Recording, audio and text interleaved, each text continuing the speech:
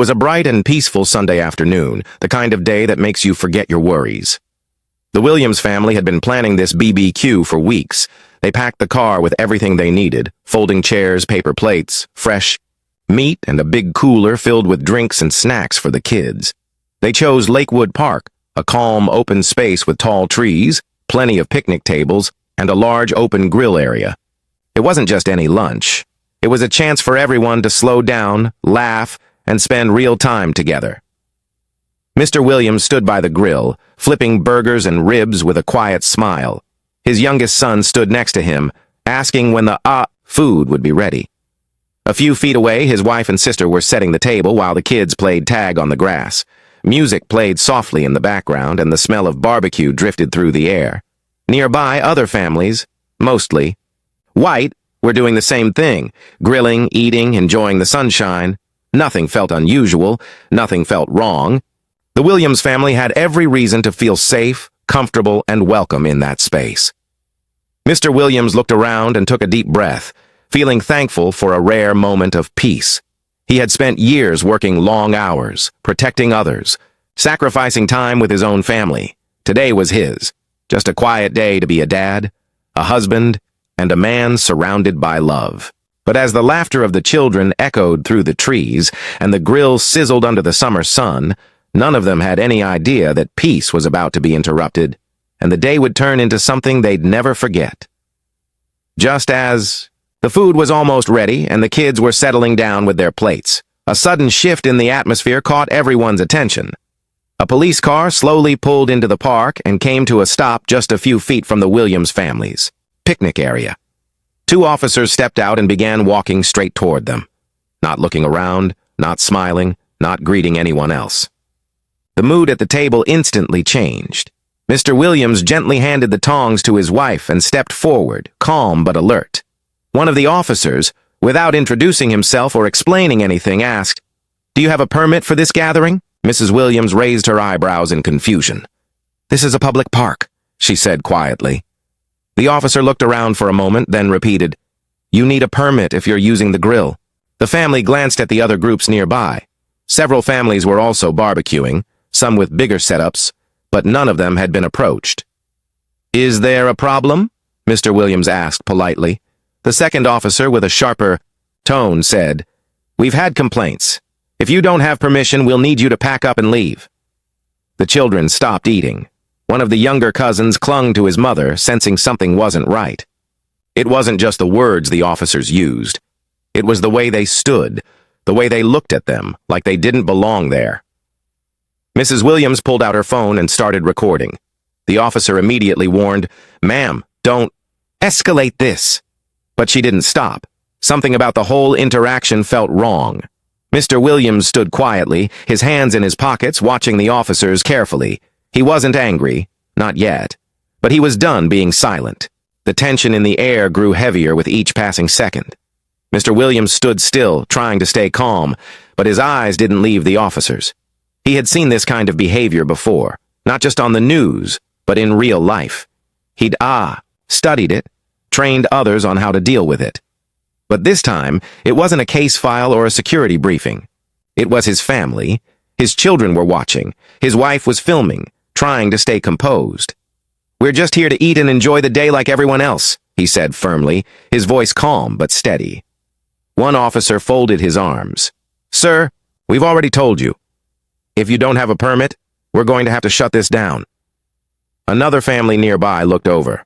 A few people started whispering, noticing that no one else had been asked anything.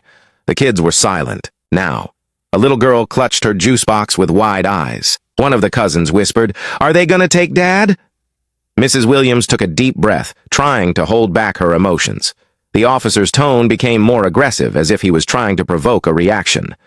"Don't make this more difficult than it needs to be," he said. Mr. Williams didn't flinch. He didn't raise his voice. He simply stepped forward, still holding eye contact, and reached into his back pocket. For a brief moment, the officers shifted, almost ready to act, until they saw what he was pulling out. A black leather badge, case. Slowly, and without saying a word, Mr. Williams flipped it open and held it up. The gold badge inside gleamed in the sun, It read, Federal Bureau of Investigation, Special Agent. The look on the officers' faces changed instantly. For a long moment, everything froze. The officers stared at the badge in Mr. Williams's hand, blinking in disbelief. One of them leaned in slightly, as if to make sure it was real. The words, Federal Bureau of Investigation, Special Agent, were impossible to miss, and the ID card beside the badge showed Mr. Williams's name and photo plain as day. The second officer, who had been the more aggressive of the two, immediately stepped back. "We didn't know, sir," he muttered, his voice suddenly softer. Mr. Williams didn't respond. He simply held their gaze, calm and quiet, as if letting the silence speak louder than anything else. The entire energy around them shifted. The kids, still wide-eyed, looked up at their father like he was a superhero. The family was silent, but the pride on their faces was clear. Nearby families who had been watching started whispering even more, some in shock, others shaking their heads in disbelief. It wasn't just about the badge, it was the fact that the police had approached a peaceful black family at a public park and tried to intimidate them without cause, and now they realized they had made a serious mistake. The officers began stumbling over their words, offering vague explanations and half-hearted apologies. "There must have been a misunderstanding," one said. "We received a call," the other added, though it was clear neither one expected to be held accountable. Mr. Williams still hadn't said anything. He didn't need to. The badge had already done the talking. After a moment, he calmly placed it back into his pocket and walked over to his wife, who was still recording. "Everything okay, Agent Williams?" she asked, loud enough for the officers to hear. He smiled slightly and nodded. "Yeah, we're good now." As Mr. Williams stepped back to his family, the entire park seemed to fall into a quiet, uneasy stillness. The officers stood awkwardly, their confidence gone. Their authority now questioned, not by shouting or resistance, but by truth. Around them, people who had been watching shook their heads, some with disgust, others with disbelief. A nearby mother whispered to her child, "That's why you treat everyone with respect."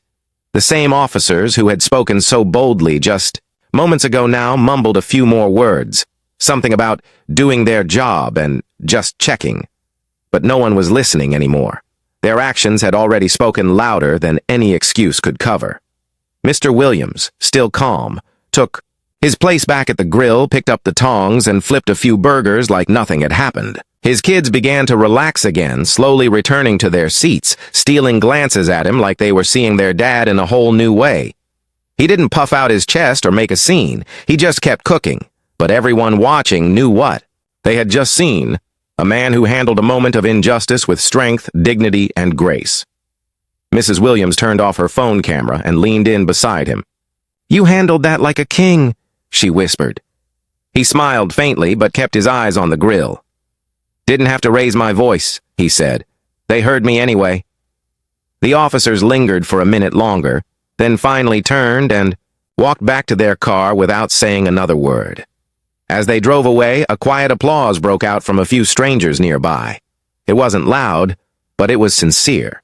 Mr. Williams didn't react. He didn't need to. He already knew who he was, and now so did everyone else. As the police car disappeared down the road, the park slowly returned to life, but something had changed. The breeze still moved through the trees, the sun still warmed the grass, and the kids eventually began to laugh and run again. But there was a new feeling in the air. People who had never spoken to the Williams family before came by to shake Mr. Williams's hand, some offering quiet apologies, others just saying, "Respect." But Mr. Williams didn't need the attention. He hadn't stood up for recognition. He stood up because he had to. For his family, for his kids, and for every person who's ever been made to feel like they don't belong in their own community. He didn't need to prove anything to the officers or to anyone else. His presence, his calm, and his quiet strength had done all the talking. The food was finally served, and laughter returned to their picnic table, though now it carried a deeper meaning. The kids sat closer to their dad. The adults shared knowing looks. This wasn't just a BBQ anymore. It had become a moment they would carry for the rest of their lives. Mr. Williams didn't speak much for the rest of the afternoon. He let the peace settle in. He let the day belong to his family again.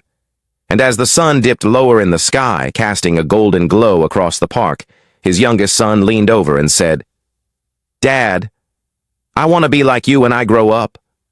Mr. Williams looked at him, smiled, and said softly, "Then always know who you are, no matter what anyone says." That was the real lesson of the day. Quiet strength, calm resistance, and the power of knowing your worth, even when others try to forget it. If this story touched you, take a second to hit that like button. We'd love to hear what you think, so drop a comment below. And if you believe stories like this matter, share it with someone you care about. There are more powerful moments coming your way. So make sure you subscribe to Struggle Stories and join our growing community. And don't forget to turn on the bell, so you never miss a real story.